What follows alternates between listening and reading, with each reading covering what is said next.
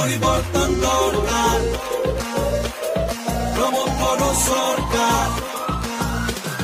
কথা নয় কাম, জনতারে প্রাণ, এই আহে নেতার পরিচয়। ভেদা ভেদ নাই, মাটির মানুষ ভাই, নেতা বলি। सिगाङाव नोंथांमोनखौ साबायखर बावबाय। नंगौ, इलेक्सन जाबाय जेब्ला जोंनि बिसायख'थि अफिसखौ जोंनो खोबैनो दरकार आरो बे खोब दरकारखायनो दिनैहाय हरिसिङा ब्लक UPPLनि जि स्टियारिं कमिटि बेखौ जोङो दिनै खोब शुभ समायाव, जिहेतु दिनै फोरोंगिरि सान आरो बेखौ खोब गोथार दिन होननानै जोङो बुंनांगोन। आरो बे दिनावनो दिनै जों जोंनि जितु अफिस, जाय अफिसनिफ्राय जों जुद्ध दावहायाव ओंखारलांगोन, इलेक्सननि दावहायाव, बेबायदि अफिसखौ बे समाव जों बेखेवनो हानानै जों जोबोद माने गोजोननाय आरो खुसि मोनदों। साबायखर थाबाय। थारमाने बुस्थुआ जोङो जेब्लायबो ब्लक लेभेलनि जोंहा दैदेनगिरि दं, जिल्ला लेभेलनि दैदेनगिरि दं, सम सम जिल्ला लेभेलनि दैदेनगिरिफ्राबो जोंखौ देहा परामर्श होगोन आरो जि जायगायाव जोंनि मोनफ्रोमबो प्राइमारिजों जोङो माने सावरायलायगोन, बे जि जायगायाव एसे दुरबलता दं, मानो थाखाय दुरबल जानानै दं, हमनानै लादो जोङो बुंगोन जोंनि प्रमोद बर' सारा बबे बिथिङाव दुरबल जादों, जों बेखौ बिथांमोनजों सावरायहैगोन। हाग्रामा सारा माबायदि डेभेलपमेन्ट खालामदोंमोन बा अन्यान्य राजनितिक दला मा डेभेलपमेन्ट मावदोंमोन, जों बेनि सोमोन्दै बिथांमोनजों बुजाबुजि जागोन, मिथिनो नाजालायगोन आरो जोंनि जि गिदिर थांखि, बे थांखिखौ जोङो जाफुंसार होनो हागोन बेनि जुगेदिनो होननानै जों सानो आरो। जिहेतु जोंहा जथेस्थ' प्लास पइन्ट दङ, हाग्रामा महिलारि दैदेननाय आरो जोंनि डायनामिक लिडार प्रमोद बर' सार दैदेननाय जेरैबायदि माने शान्ति सम्प्रिति खौसे, आरो बे खौसेनि जुगेदिनो जों गोबां दावगानो हादों। लेखा फरा बिथिङाव जेरै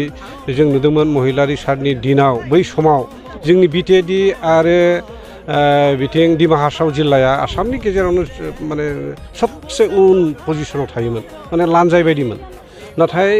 मोनसे शान्तिनि परिबेस फैनायनि उनाव जोंनि सोलोंथाइ बिथिङा जे जोबोद आवगायनो हाबाय। जोङो सिगांनि बाराव प्रथम पजिसनाव थादोंमोन, एबारावबो जों थानो हादों मेट्रिक हायार सेकेन्डारि लेभेलाव। बे जोंनि थाखाय खोब पजिटिभ मोनसे शान्ति सम्प्रितिनि मोनसे माने दावगानायनि मोनसे नेरसोन आरो। भबिष्यतआवबो बेबायदिनो थालांबाय थाथों, जों बेखौनो बाथ्राखौ मेसेजखौ रायजोफोरनो होनो नाजागोन। आरो बेनिफ्राय बिनि अनगायैबो बिथाङा जि रोखोमनि खामानि मावलांदों, जेरै बड'लेण्ड सुपार 50नि गेजेरजों बिभिन्न जाति जनगोष्ठीनि जाखांफुनाय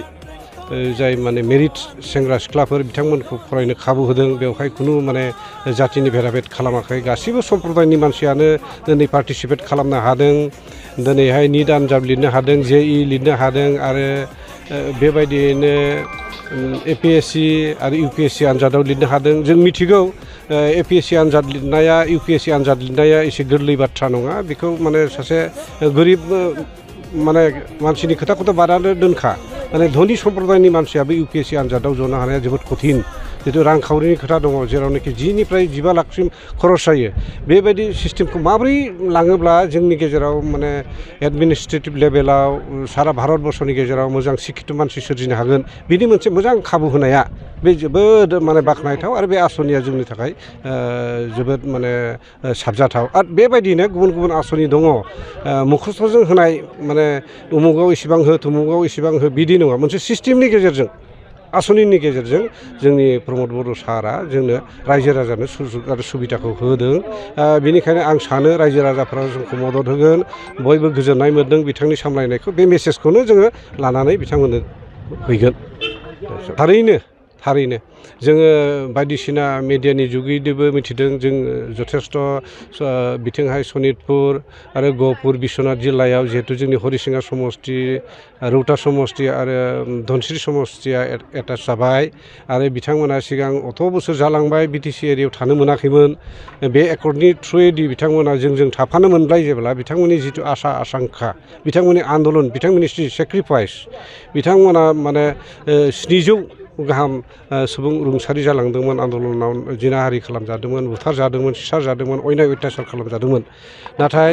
17 बोसोर हाग्रामा महिलारि बिथाङा सासन खालामनायनि उनाव बिथांमोननि निरापत्तानि थाखाय, बिथांमोननि हा हुनि सोमोन्दै जेबो माने सिन्था खालामाखिसै। बिथांमोना मोनसे खुब रागा जोंनाय दुखु दाहा दं बिथांनि सायाव बेनिखायनो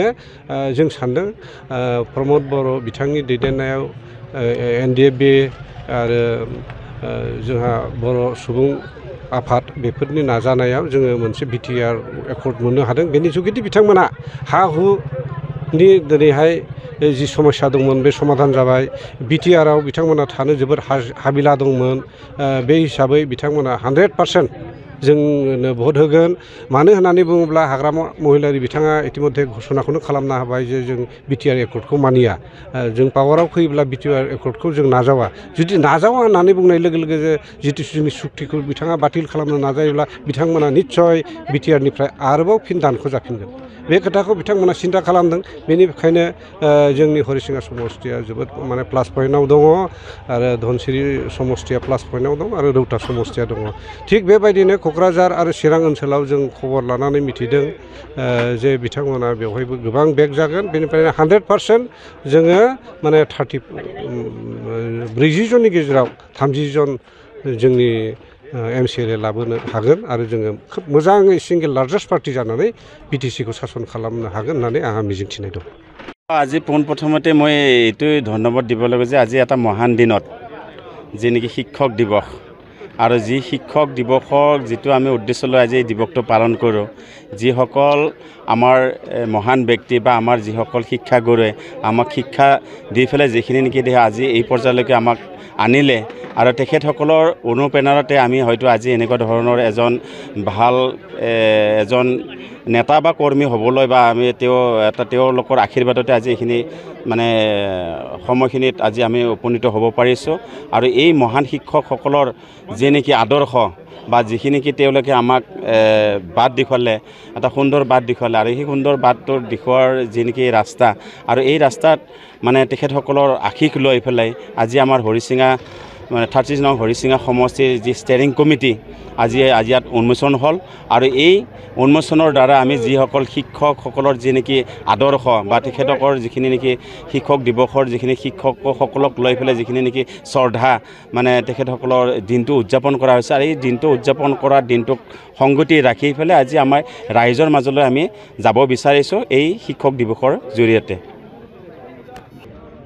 আগন্তুক আমি নিৰ্বাচন যেহেতু আমাৰ সমাগত যেটো BTC নিৰ্বাচন যেহেতু 22 ছেপ্টেম্বৰত আমাৰ নিৰ্বাচন হ'বলৈ গৈ আছে এই নিৰ্বাচনটো আমাৰ UPPL হিচাপে আমি মানে একদম সাজু হৈছোঁ আৰু আমি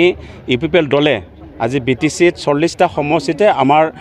ইতিমধ্যে আমাৰ ষ্টেৰিং কমিটি গঠন হৈ গ'ল আৰু এই ষ্টেৰিং কমিটি গঠন হোৱাৰ পিছত আমাৰ প্ৰত্যেকজন নেতা কৰ্মী দলীয় কাৰ্যকৰ্তা আমাৰ ইতিমধ্যে ফিল্ডত নামি গৈছে আৰু আমি আশাবাদী যে 2025ৰ যি ছেপ্টেম্বৰত যিটো নিৰ্বাচন এই নিৰ্বাচনত আমাৰ বিপুল মানে ভোটত জয় হৈ আমাৰ UPPL চৰকাৰ গঠন কৰিব